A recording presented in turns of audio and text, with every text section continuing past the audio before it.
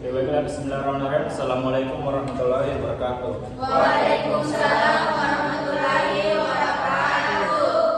Puji syukur kehadiran Allah Subhanahu wa taala yang masih memberikan kita kesempatan dan kesehatan untuk mengikuti perkuliahan pada siang hari ini.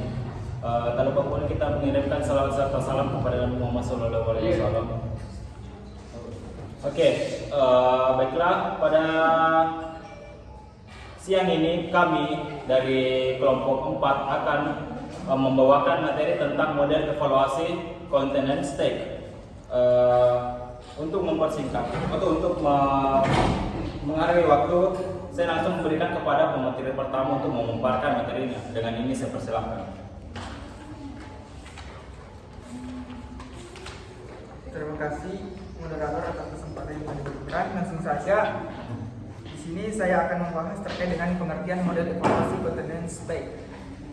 Model content and stake adalah evaluasi program keseluruhan. Model ini disebut model evaluasi pertimbangan. Maksudnya, evaluator mempertimbangkan program dengan membandingkan kondisi hasil evaluasi program dengan yang terjadi di program lain, dengan objek sasaran yang sama dan membandingkan kondisi hasil pelaksanaan program dengan standar yang ditentukan oleh program tersebut. Evaluasi content merupakan jenis evaluasi program yang dianggap cukup memadai dalam menilai pembelajaran secara kompleks. Model ini dikembangkan oleh stake. Kata content berasal dari kata bahasa Inggris yang berarti menyetujui atau persetujuan. Sedangkan secara istilah, evaluasi content berarti evaluasi yang menekankan pelaksanaan deskripsi dan pertimbangan.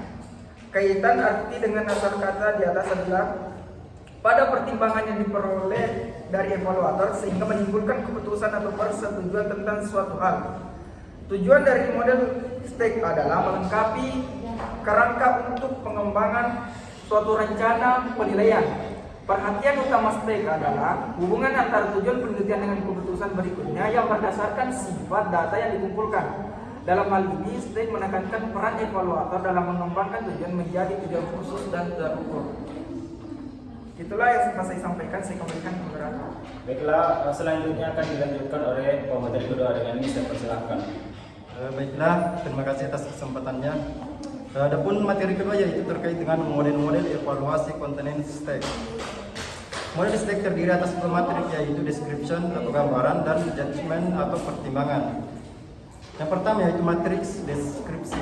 Kategori pertama atau instance adalah sesuatu yang direncanakan, pengembang kurikulum atau program. Dalam konteks KTSP, kurikulum tersebut adalah kurikulum yang dikembangkan atau digunakan oleh satu satuan pendidikan. Sedangkan program adalah silabus dan rencana program pengajaran atau PMPP yang dikembangkan guru. Kategori kedua dinamakan observasi, berhubungan dengan apa yang sesungguhnya sebagai implementasi yang diinginkan pada kategori yang pertama. Adapun yang kedua yaitu matriks pertimbangan. Matriks pertimbangan terdiri atas kategori standar dan pertimbangan. Pada setiap kategori terdapat 3 fokus, yaitu yang pertama antecedents, yaitu sebuah kondisi yang ada sebelum instruksi yang mungkin berhubungan dengan hasil kegiatan pembelajaran yang baik senantiasa berawal dari rencana yang matang. Yang kedua yaitu transaction, yaitu pertemuan dinamis yang merupakan proses instruksi. Tahap ini merupakan tahap implementasi atau tahap penerapan atas desain perencanaan yang telah dibuat guru. Adapun yang ketiga atau yang terakhir yaitu outcomes, yaitu efek dari pengalaman pembelajaran atau pengamatan dan hasil tenaga kerja. Tujuan pendidikan merupakan perubahan perilaku yang direncanakan dapat dicapai melalui proses belajar mengajar. Hasil belajar adalah hasil yang dicapai dari proses belajar mengajar sesuai dengan tujuan pendidikan. Hasil belajar diukur untuk mengetahui pencapaian tujuan pendidikan sehingga hasil belajar harus sesuai dengan tujuan pendidikan. Sekian dari saya selaku pemateri kedua, saya kembalikan kepada moderator. Baiklah, selanjutnya akan dilanjutkan oleh pemateri ketiga. Dengan ini saya persilahkan. Terima kasih kesampatannya moderator. Langsung saja, langkah-langkah evaluasi model content. Model evaluasi stake dapat membawa dampak yang cukup besar dalam penelitian dan merupakan konsep yang cukup kuat untuk perkembangan yang lebih jauh dalam bidang evaluasi. Dalam model ini, evaluasi dilakukan dengan membandingkan antara satu program dengan program lain yang dianggap standar. Untuk melakukan evaluasi model stake dapat dilakukan melalui langkah-langkah berikut. Yang pertama, pengumpulan data. Evaluator mengumpulkan data mengenai apa yang diinginkan pengembang program, baik yang berhubungan dengan kondisi awal, transaksi, dan hasil.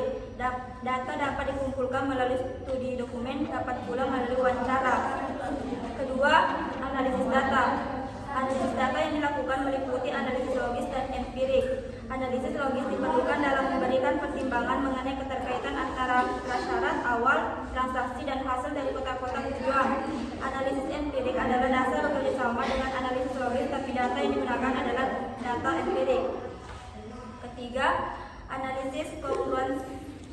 Analisis kontras merupakan analisis di mana evaluator membandingkan antara apa yang dikemukakan dalam tujuan dengan apa yang terjadi dalam kegiatan observasi. Dalam hal ini, evaluator menganalisis apakah yang direncanakan dalam tujuan sesuai dengan pelaksanaan di lapangan atau terjadi penyimpangan. Keempat, pertimbangan hasil. Tugas evaluator berikutnya adalah memberikan pertimbangan mengenai program yang dikaji. Adapun kelebihan dari evaluasi model STEC adalah evaluator masukkan data latar belakang program, proses, dan hasil yang merupakan perluasan ruang lingkup evaluasi. Sedangkan kelemahannya adalah pendekatan yang dilakukan secara subjektif, terjadinya kemungkinan dalam minimalkan pentingnya instrumen pengumpulan data dan evaluasi kuantitatif. Baik, itu saja dari saya kembalikan kepada moderator. Oke, selanjutnya saya akan berikan kesempatan untuk pemateri keempat. Dengan ini saya bersilakan. Baik, terima kasih atas kesempatan yang diberikan oleh moderator. Di sini saya akan membahas mengenai contoh matriks deskriptif dan matriks pertimbangan. Yang pertama ada data antecedents.